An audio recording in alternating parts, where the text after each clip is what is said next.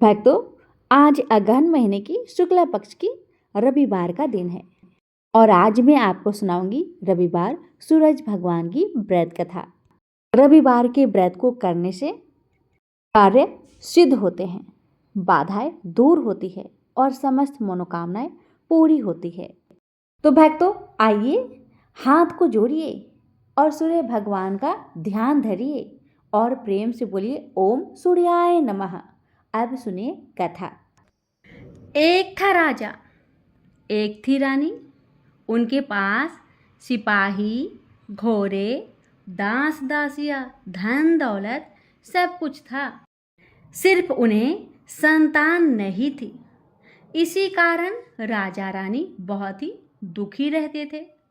संतान प्राप्ति के लिए उन्होंने हर तरह का दान धर्म, धार्मिक अनुष्ठान, जप, मंत्र, व्रत, पूजा पाठ किए, लेकिन कोई फायदा नहीं हुआ।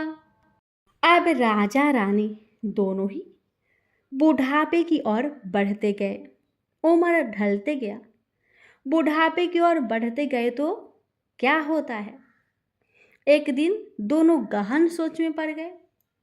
अब हमारे इतने बड़े राज्य का क्या होगा? कौन बनेगा इस राज्य का वारिस? कौन लेगा प्रजा की जिम्मेदारी? राजा रानी दिन रात इसी चिंता में घुलने लगे। उन्हें खाने पीने की भी सुध नहीं रहती। तो एक सुबह होता है कि राजा के दरबार में एक साधु महाराज आते हैं। दासी रानी को इतला करती है तो वह दासी से कहते हैं, यह मेरा अंतिम दान धर्म है। इसके बाद मैं अपने हाथों से कोई दान धर्म नहीं करूंगी। रानी चावल भरा छाछ हाथ में लेकर बाहर आती है और साधु महाराज की झोली में भिक्षा डालने आगे बढ़ती है। तो उसके चेहरे पर छाई उदासी साधु की दृष्टि में आती है। वह पूछते हैं, रानी साहिबा, क्या हुआ? आप इतनी उदास क्यों हैं? तब रानी साधु महाराज को सारी कहानी बताती है और रोने लगती है। उस पर वह साधु महाराज कुछ पल गंभीर हो जाते हैं और कहते हैं, चिंता मत करो रानी, आपकी संतान की इच्छा पूरी हो जाएगी। आपकी कोख से एक पुत्र जन्म लेगा। मात्र वह 14 साल तक ही आप लोगों को मिलेगा। उसके आगे वह इस मृत्यु लोक में नहीं रह पाएगा। इससे बढ़कर आपको कुछ देना मेरे लिए संभव नहीं है। अपनी बात पूरी कर साधु महाराज अपनी झोली में हाथ डाले, थोड़ी सी भभूत निकालकर रानी को दे दी और कहा, आप दोनों इसे बांटकर ग्रहण करना, फिर आपको जल्दी ही पुत्र की प्राप्ति हो जाएगी। इतना कहकर साधु महाराज अपनी राह को चले गए। उनके जाने के बाद रानी सोचने लगी, 14 साल तो क्या, 14 साल ही सही, उतने समय के लिए हमें पुत्र तो मिलेगा, यही काफी है। उतने साल तक मैं उसी जी जान से बड़ा करूंगी, उसे ढेर सारा लाड़ डुलार दूंगी, अपनी संतान की हर मुरादें पूरी करूंगी। उस रात अपना सारा राजकाज खत्म करके राजा जब रानी के महल में गए तो रानी ने क्या किया कि राजा को सारी बात बताई और साधु महाराज की दी हुई भभूत राजा को दिखाकर बोली। साधु महाराज ने यह भभूत हम दोनों को ग्रहण करने के लिए कहा है। राजा बोले, इतना दान धर्म किया, तप किया, कोई फल नहीं मिला, अब इस भभूत से हमें संतान प्राप्ति होगी क्या? उस पर रानी बोली, जब इतना सब कुछ कर ही लिए हैं तो अब यह भी सही। खामखाम उस साधु महाराज पे क्रोध क्यों करते हैं? राजा को अब किसी पर विश्वास नहीं था, लेकिन पत्नी को दुख ना पहुंचे इसलिए वह राजी हो गए। फिर राजा रानी दोनों नहाते धोते हैं, फिर अपने भगवान का नाम स्मरण करते हैं, अपने पुरखों को स्मरण करते हैं और उस साधु महाराज का नाम स्मरण करके वह भभूत बांटकर दोनों खाते हैं।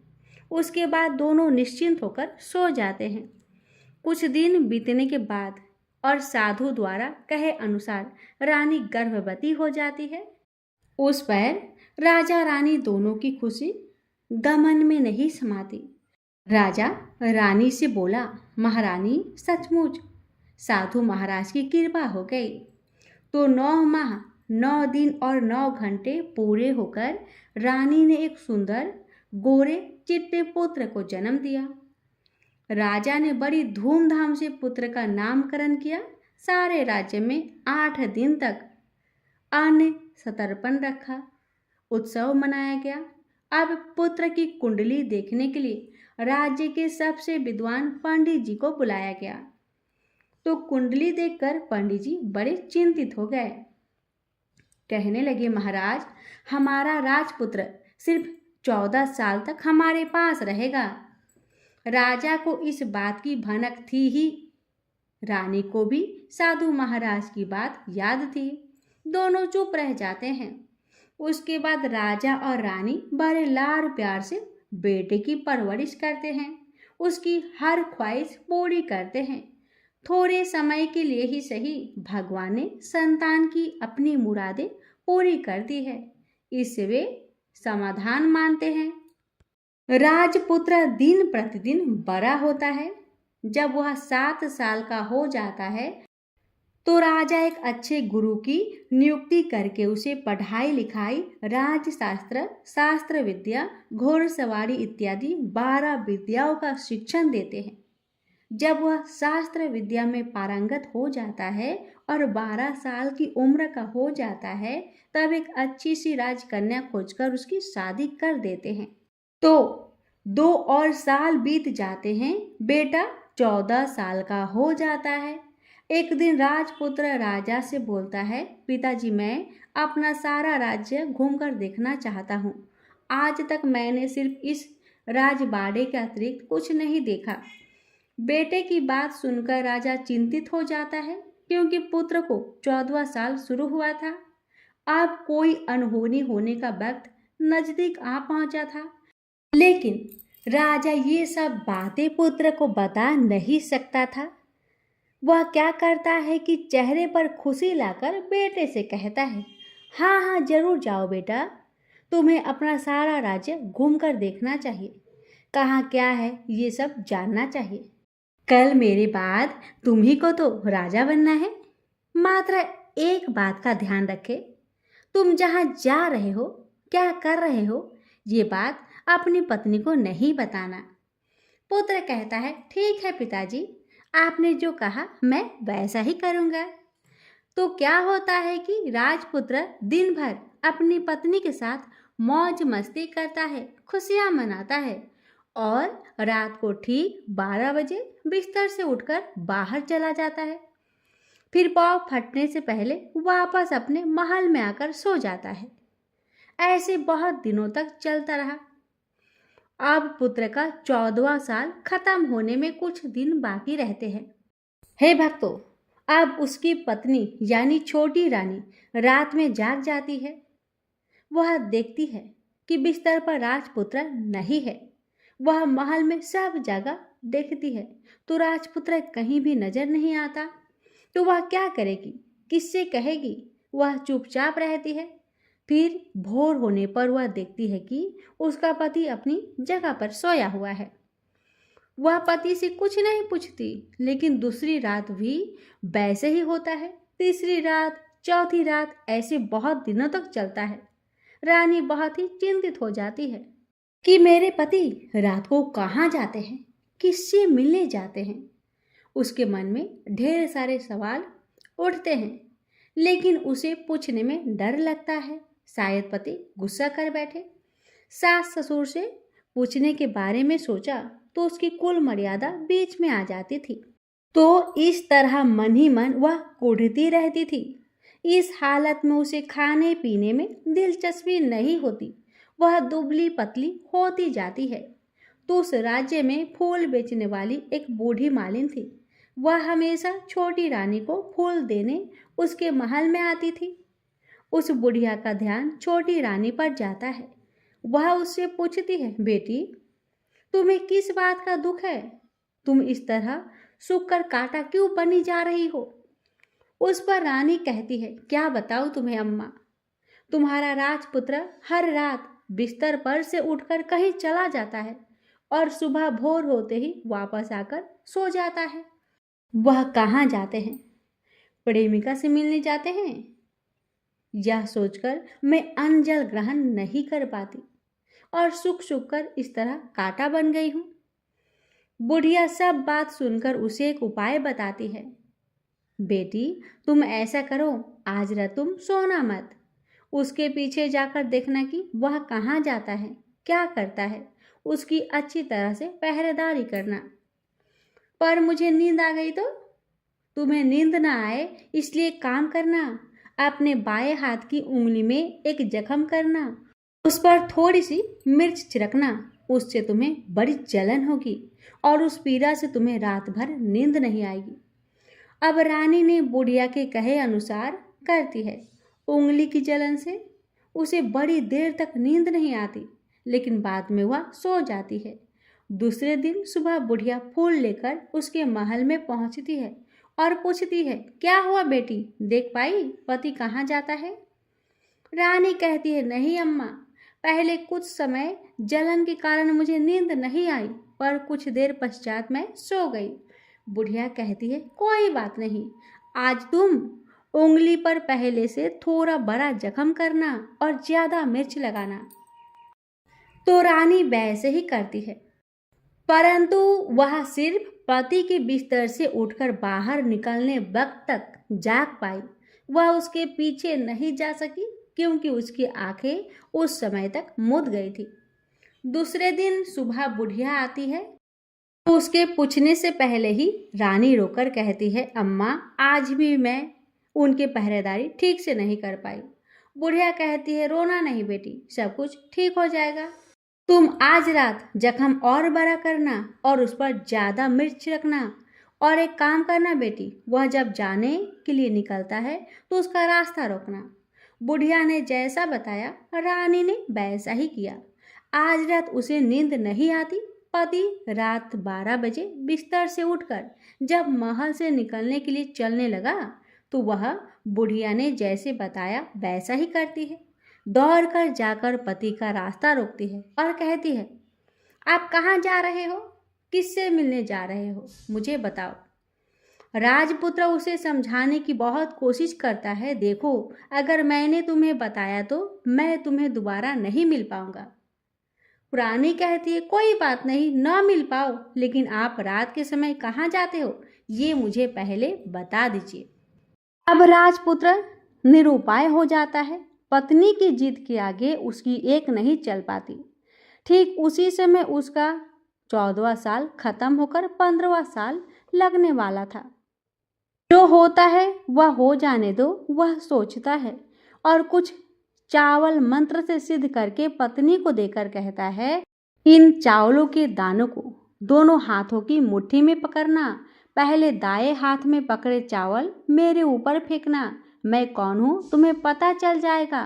बाद में बाएं हाथ में पकड़े चावल मेरे ऊपर फेंकना, मैं जैसा था तुम्हें मिल जाऊंगा, लेकिन यदि तुम बाएं हाथ के चावल मेरे ऊपर फेंकना भूल गई तो मैं तुम्हें कभी नहीं मिल पाऊंगा।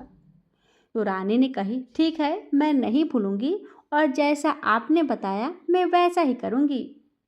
हे भक्तों, रानी बड़े आत्मविश्वास के साथ कहकर दाएं हाथ में पकड़े चावल पति के ऊपर फेंक देती है तो राजपुत्र एकदम एक विशाल घोड़ा बन जाता है।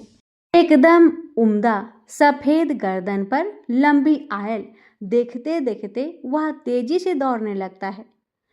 रानी उस घोड़े को एकदम भौचक्की होकर देखने लगती है और पति ने बाएं हाथ के चावल फेंकने की जो बात कही वह भूल जाती है। उसकी आंखों के सामने घोड़ा महल से बाहर निकलकर चला जाता है, वो वापस नहीं आता। अब रानी को बड़ा पश्चाताप होता है। वह स्वयं को कोसने लगती है, लेकिन अब उसका कोई फायदा नहीं होने वाला था। राजपुत्र अब वापस नहीं आने वाला था। सुबह होते ही महाराजा महारानी को सब बात पता चलती है। उन्हें बहुत दुख होता है। वे बिस्तर पर पड़ते हैं और राह देखते हैं, एक दिन उसका बेटा वापस आ जाएगा। इस तरह 1 महीना गुजरता है, 2 महीने गुजरते हैं, 3 महीने गुजरते हैं, आखिर 6 महीने पूरे होते हैं। राजपुत्र का कोई अता पता नहीं लगता। प्रधान राजपुत्र को ढूंढने के लिए राज्य के गांव-गांव सिपाही भेजता है, लेकिन उन्हें कोई सफलता नहीं मिलती।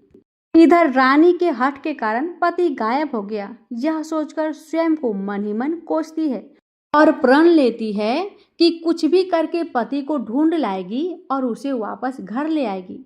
एक दिन वह सुबह उठकर सास ससुर के महल में जाती है और कहती है कि मैं अपने पति की खोज में जा रही हूँ। महाराजा महारानी को और क्या चाहिए था, कुछ भी करके उनका बेटा उन्हें वापस मिलना चाहिए था।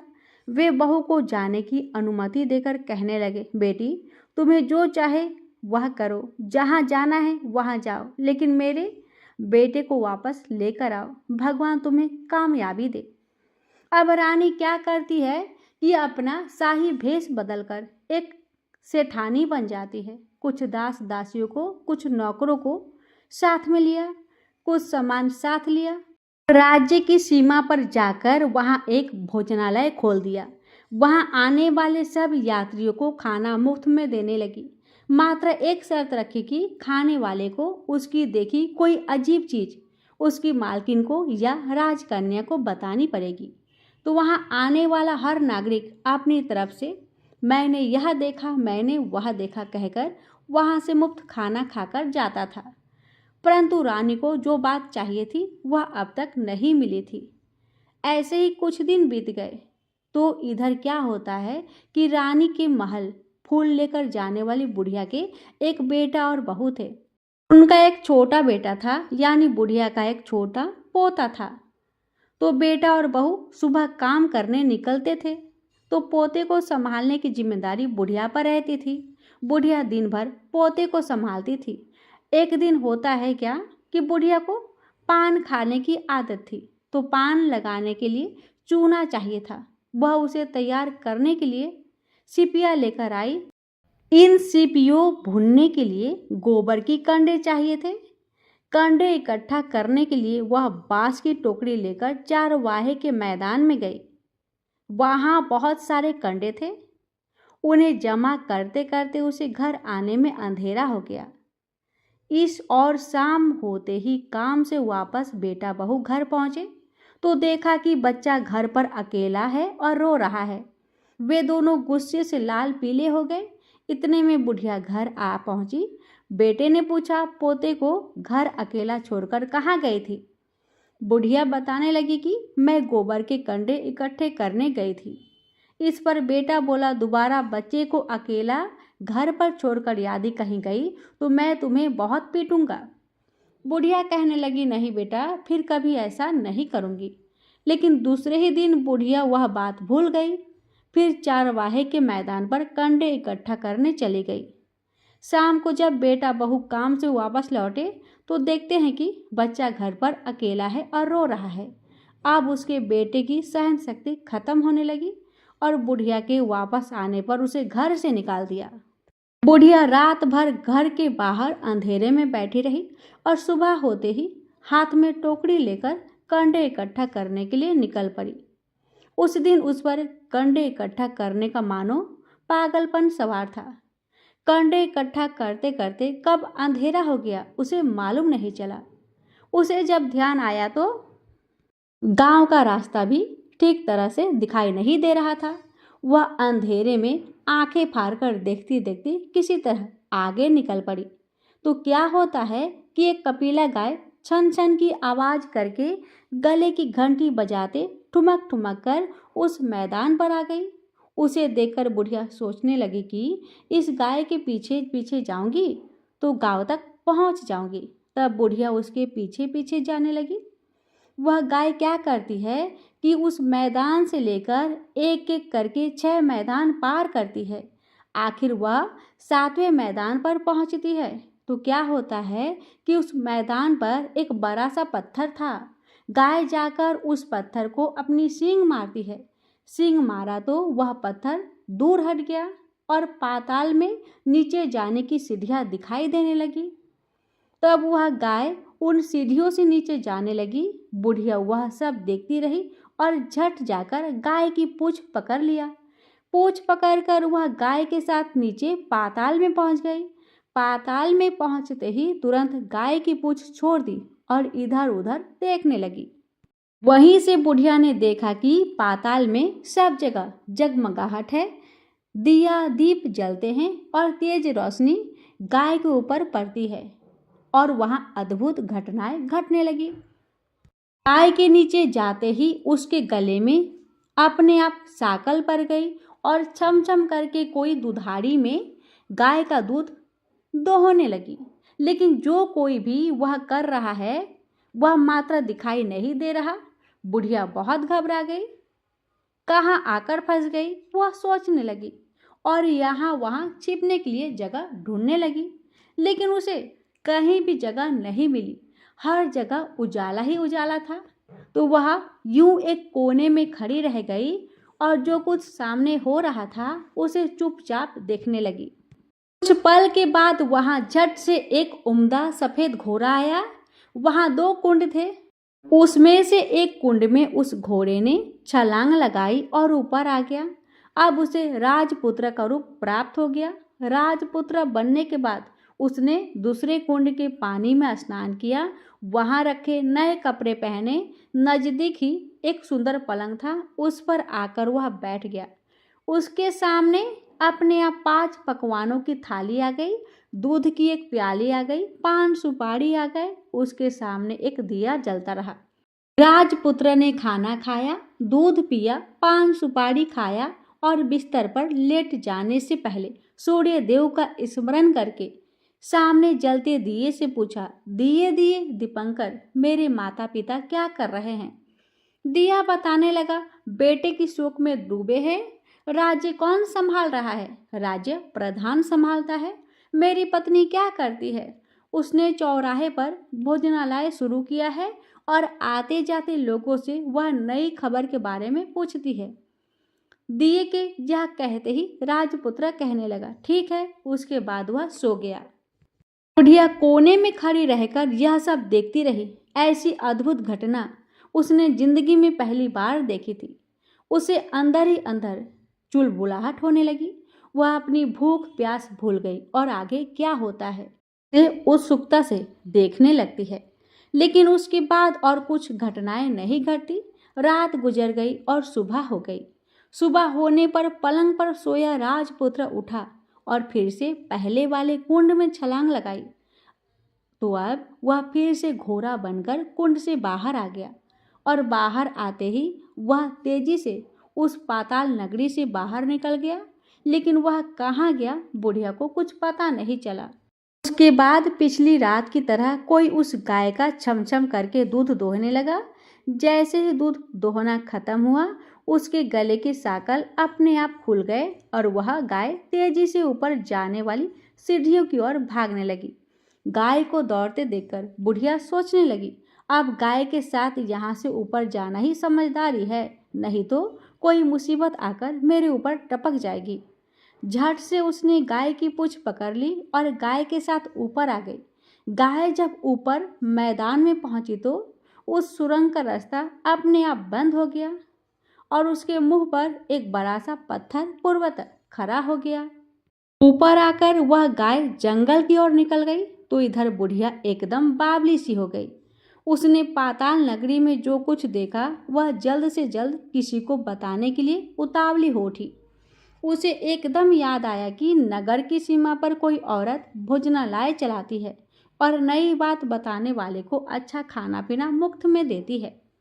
वह सोचने लगी कि क्यों ना मैं यह बात उस औरत को जाकर बताऊं। यदि उसे यह बात पसंद आ गई तो बाकी जीवन खाने पीने की झंझट से मुक्ति मिलेगी। बुढ़िया ने मन में तय किया और तुरंत भोजनालय के द्वार पर टंगे नगाड़े के सामने खड़ी हो गई और जोर जोर से नगाड़ा बजाना शुरू किया। नगाड़े का इस तरह शोर सुनकर मालकिन यानी छोटी रानी मन से प्रसन्न हो जाती है कि शायद कोई बड़ी बात लेकर आया है। रानी सिपाहियों को आदेश देती है, जाइए और जो कोई आया है उसकी अच्छी खातिरदारी कीजिए। आदेश पाते ही सिपाही नीचे दौड़ गए तो एक बुढ़िया नगाड़ा बजा रही थी। उन्होंने पूछा, क्यों रे बुढ़िया, क्या हुआ, क्यों नगारा बजा रही हो? बुढ़िया बोली, कुछ नहीं बेटा, यहाँ खाना मिलता है ना, इसलिए आई हूँ। खाना चाहिए, मिलेगा। लेकिन तुझे कोई नई बात बतानी पड़ेगी। बुढ़िया बोली, हाँ बताऊंगी, एक बात मालूम है मुझे। इस पर सिपाही उसे अंदर लेकर आए। उनको मालकिन का आदेश था कि जो कोई बूढ़ा बुजुर्ग वहां आए उनके साथ अच्छी तरह पेश आना, उनका अच्छा आदर आतिथ्य करना। तो सिपाही ने इस बुढ़िया का भरपूर आदर आतिथ्य किया। उसे बड़ी सी थाली भरकर व्यंजन परोसते हैं। बुढ़िया कुछ दिनों से भूखी थी, वह खाने पर टूट पड़ी। खाना खाने के बाद सिपाही ने उसे नई साड़ी पहनने को दी। उसके बाद उसे लेकर रानी के पास आए। बुढ़िया और रानी ने तुरंत एक दूसरे को पहचान लिया। बुढ़िया बोली, बेटी तुम?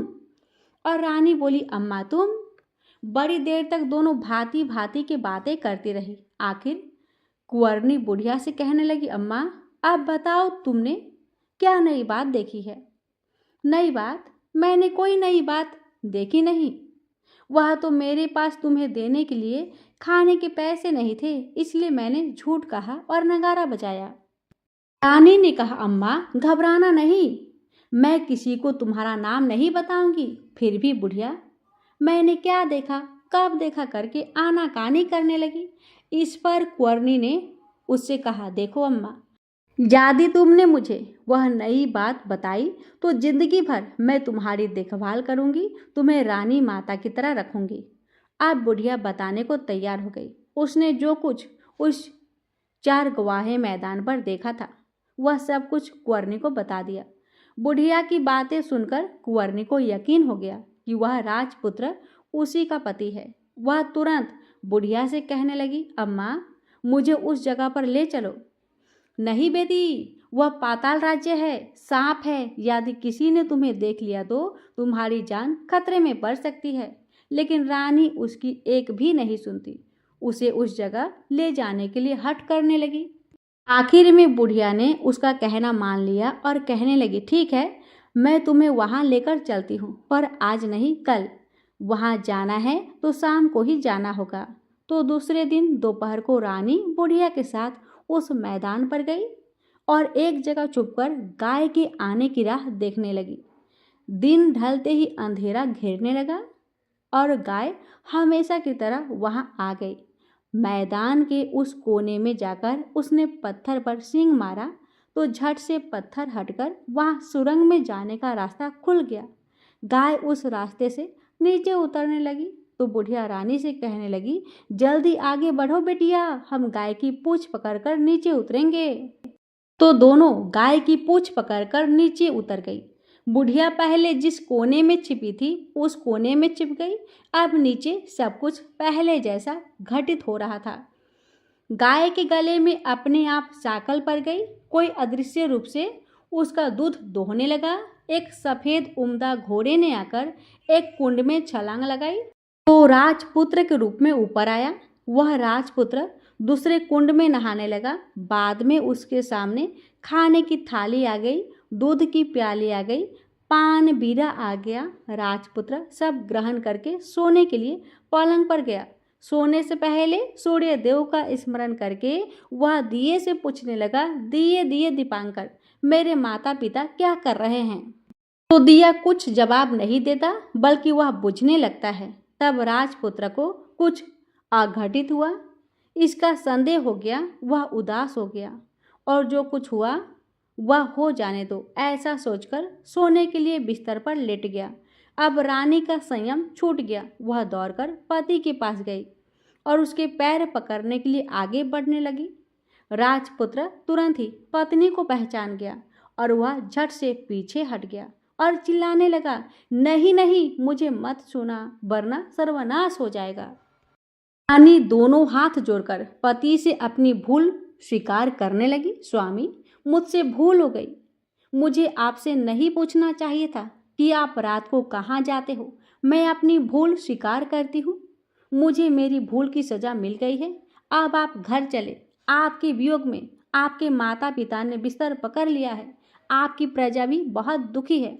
उस पर राजपुत्र कहने लगा, वही तो, एक बार तुमने गलती कर बैठी हो अब दोबारा मत करना, नहीं तो अब मैं तुम्हें जो दिख रहा हूं वह भी नहीं दिखूंगा। रानी अब विलाप करने लगी, जोर जोर से जमीन पर सिर पटकने लगी। राजपुत्र के मन में उसके प्रति दया उत्पन्न हो गई। वह उससे कहने लगा, यदि तुम मुझे पाना चाहती हो तो एक काम करना होगा। काम कठिन है, लेकिन वह तुम्हें अकेले करना होगा। कहो स्वामी, कितना भी कठिन काम हो मैं वह पूर्ण करूंगी, रानी कहने लगी। इस पर राजपुत्र ने उसे बताया, इस पाताल से ऊपर जाते ही तुम्हें एक घना जंगल नजर आएगा। ऐसे 6 जंगल पार करने के पश्चात 7वां जंगल मिलेगा। वह जंगल सबसे घना है। उस जंगल में बीचों बीच एक पीपल का पेड़ है। उसके आसपास की जगह पत्ते फंदे, जटाएं, कांटे इत्यादि से ढक चुकी हैं। वहां बाघ, शेर, भालू, सांप सभी जमा चौकड़ी बैठती है। तुम्हें उन सबको भगाकर वह जगह साफ करनी है। उसकी गोबर से लिपाई करके पवित्र बनाना है, रंगोली से सजाना है। उसके बाद वहां धूप, कपूर, अगरबत्ती जलानी है। फूल कुमकुम से पेड़ की तने की पूजा करनी है। दूध दही से बने चावल का भोग चढ़ाना है। ये सब तुम्हें दोपहर को 12 बजने के पहले ही करना है। 12 बजने के समय तुम्हें उस जगह पर बैठकर सूर्य भगवान का ध्यान करना है। ठीक 12 बजे सूर्य भगवान का रथ वहां पर उतरेगा और वे वह सब देखकर खुश हो जाएंगे और कहेंगे, जिस किसी ने यह सब किया है उसे मैं मनचाहा फल दूंगा। तो तुम सामने जाकर उसके रथ का दाहिना घोड़ा मांगना, मैं तुम्हें मिल जाऊंगा। इतनी बात कहकर राजपुत्र अपने पलंग पर सो गया और छोटी रानी भोर होने की राह देखने लगी। भोर होते ही वह बुढ़िया के साथ गाय की पूंछ पकड़कर ऊपर आ गई। ऊपर आने के बाद वह बुढ़िया से कहने लगी, अम्मा, अब मैं अकेले ही आगे जाऊंगी, तुम भोजनालय वापस जाओ। वह जंगल में जाकर राजपुत्र की बताई जगह ढूंढने लगी और स्वयं आरी से वह जगह साफ कर दी। बाद में राजपुत्र ने जैसे बताया वैसी लिपाई पोताई करके वापस आ गई। दूसरे दिन पाँव फटने से पहले उठी और जंगल में उस जगह पहुंची। वहां जाकर इत्र गुलाब का पानी छिड़ककर वह जगह सुगंधित की। धूप अगरबत्ती जलाकर उसे पवित्र किया और पूजा की सब सामग्री वहां तैयार रखकर सूर्य भगवान का ध्यान करने बैठ गई। जैसा कि पति ने बताया था, दोपहर को ठीक 12 बजे सूर्य भगवान का रथ उस पीपल के पेड़ पर आकर रुका है। सूर्य भगवान ने जब रथ से नीचे देखा तो सुगंधित वातावरण देखकर बहुत प्रसन्न हो गए। फिर भी बोले, जिस किसी ने यह काम किया है वह यहाँ आकर आज मुझसे कुछ मांगे, मैं उसे दूंगा। रानी ने जब ये सब सुने तो बिना समय गवाए दौड़कर उनके सामने आ गई और उनको साष्टांग नमस्कार करके बोली, भगवान, मैं ही हूँ, मैंने ही यह जगह साफ की है। अच्छा, तो तुम्हें जो चाहिए वह मांगो। भगवान, मुझे आपके रथ का दाहिना घोड़ा चाहिए। सूर्य भगवान बोले, नहीं नहीं, मैं तुम्हें और कुछ भी दे सकता हूँ, लेकिन यह घोड़ा नहीं दे सकता। मेरे रथ के 12 घोड़े हैं, तुम चाहो तो कोई और घोड़ा मांग लो, लेकिन यह दाहिने घोड़ा नहीं, वह मैं तुम्हें नहीं दे सकता। छोटी रानी ने एक नहीं सुनी। वह सूर्य देव से एक ही बात कह रही थी, वह दाहिना घोड़ा ही दे दीजिए, नहीं तो मैं आपके पैरों में गिरकर अपनी जान दे दूंगी। अब सूर्यदेव धर्म संकट में पड़ गए। उन्होंने वचन दे दिया था, अब वह अपने वचन से पलट भी नहीं सकते थे। ठीक है, दे दिया तुम्हें घोड़ा, सूर्यदेव ने कहा। फिर एक बात और भी कही, देखो, मैंने तुम्हें घोड़ा तो दे दिया, लेकिन वह तुम्हें यहाँ नहीं मिलेगा, तुम्हें उसे पाताल में जाकर लाना होगा। रानी बोली, पाताल में ही क्या भगवान, मैं उन्हें पाने के लिए कहीं भी जा सकती हूँ। रानी को वचन देकर सूर्यदेव अपने मार्ग चले गए और इधर रानी जंगल से अपने भोजनालय में आ गई। फिर वह बुढ़िया को लेकर उस मैदान पर आ गई। जल्दी ही शाम हो गई। शाम होते ही वहां गाय आ गई और उसने सींग मारकर सुरंग का पत्थर हटाया तथा नीचे उतरने लगी। रानी और बुढ़िया जल्दी जल्दी उसकी पूंछ पकड़कर नीचे उतर गए। नीचे पाताल में सब घटनाएं पहले की तरह ही घटने लगी।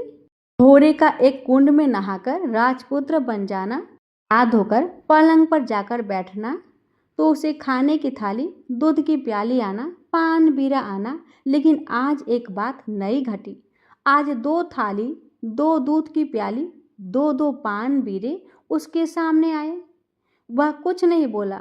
अपने हिस्से की थाली खा पीकर और पान बीरा चबाकर वह सोने चला गया और हमेशा की तरह दिए से पूछने लगा, दिए दिए दीपंकर, मेरे माता पिता क्या करते हैं?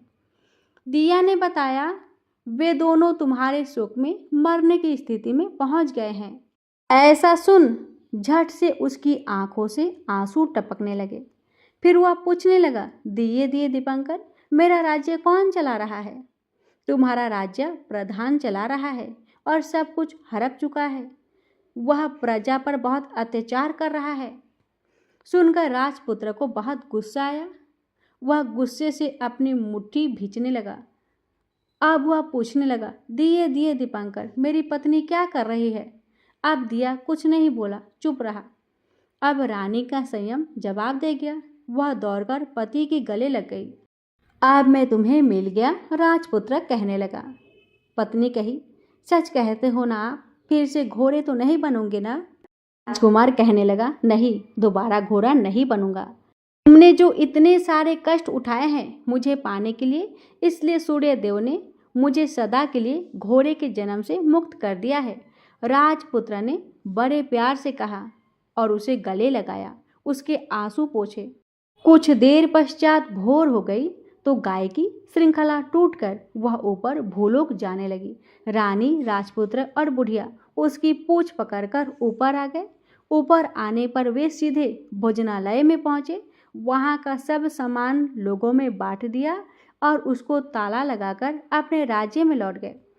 राजपुत्र वापस आता और उसके तेवर देखकर प्रधान घबरा गया। राजपुत्र ने उसे बंदी बनाकर कैद खाने में डाल दिया और राज्य की बागडोर अपने हाथ में ले ली।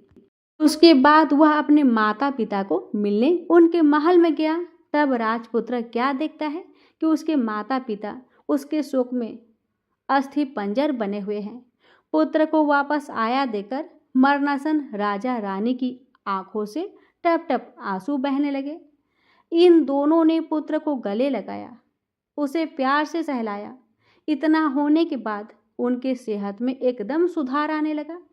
वे अब बिस्तर से उठकर बैठ गए, पुत्र को आशीष देने लगे। राजपुत्र के आने की खबर तुरंत राज्य भर में फैल गई।